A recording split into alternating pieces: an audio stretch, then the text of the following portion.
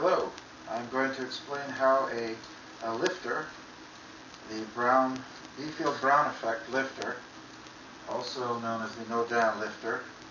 If you look for no-down, N-A-U-D-I-N, and lifter, you will find examples of these devices flying. And I'm going to explain how they work. They work by counteracting gravity. Now gravity, what is gravity? In a separate lecture, I can show that gravity is a flow of ether downwards towards the center of the earth. So ether flows down, and as it passes through mass, it exhibits a drag effect on mass and causes what we feel as gravitational attraction to the earth. So it's actually a pushing effect from above.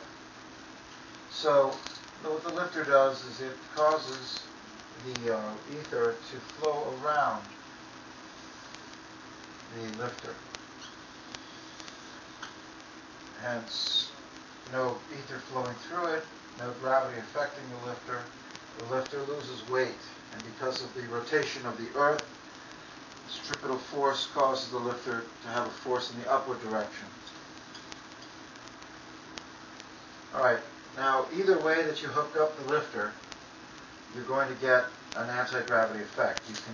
Normally, the upper wire of the lifter is connected to 20,000 volts DC or greater. You can go up as high as you like. The higher, the more pronounced the effect.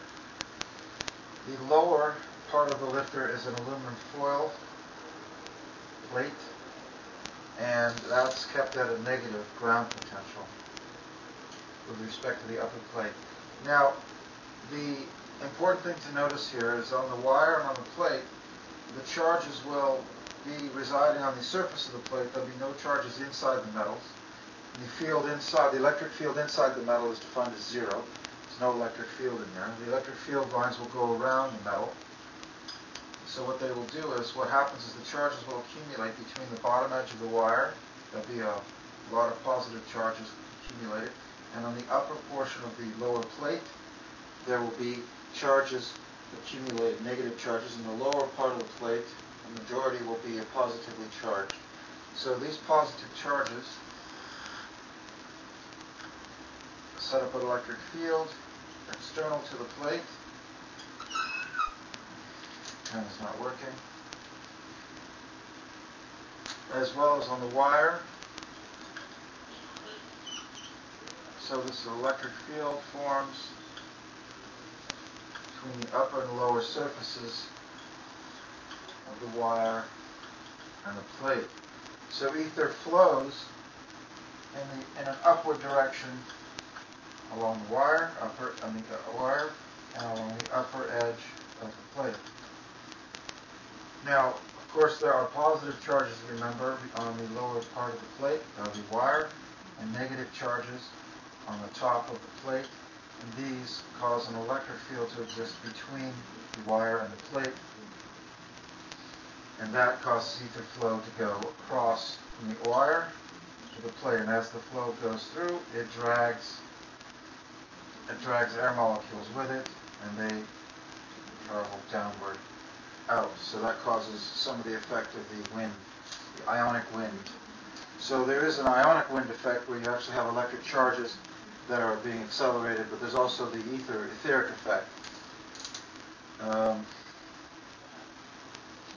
Alright, so let's look at the flow of ether throughout the whole device.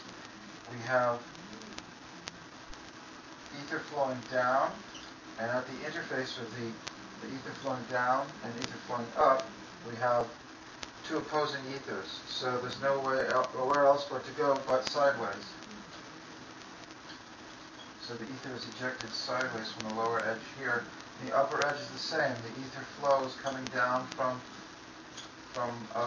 up space down towards Earth.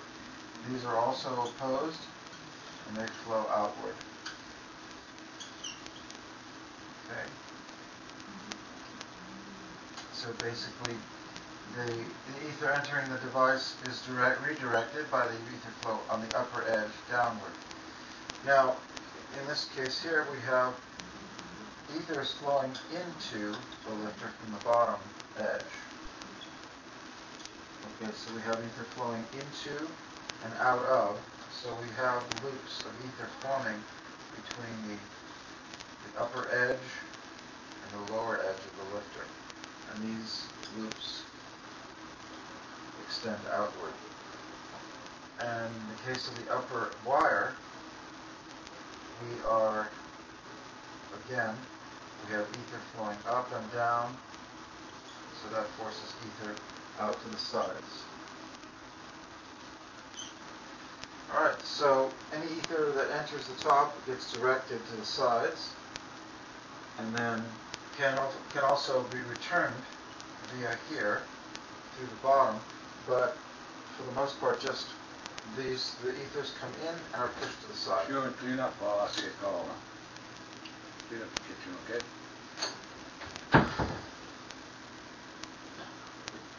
So that's how the lifter works in this configuration.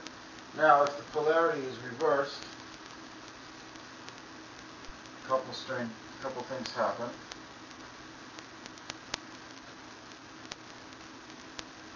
If the polarity is reversed, if the upper plate is negative, and the lower plate is positive, then we have positive charges on the upper edge of the plate and negative charges on the lower edge of the wire. We have etheric flow in the upward direction.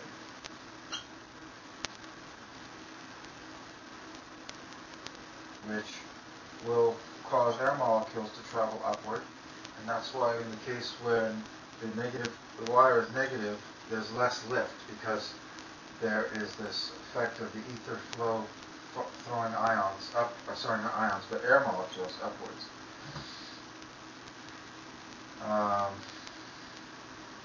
Alright, so here again we have ether flowing up, and we have the positive surface of the wire. The upper surface of the wire is positive.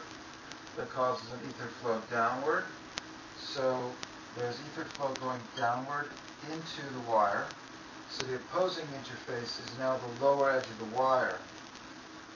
So those two opposing interfaces cause ether to flow outward again, as in the other case.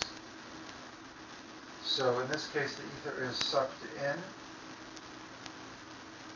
It's pulled in, across the wire, and then out, away from the bottom of the wire.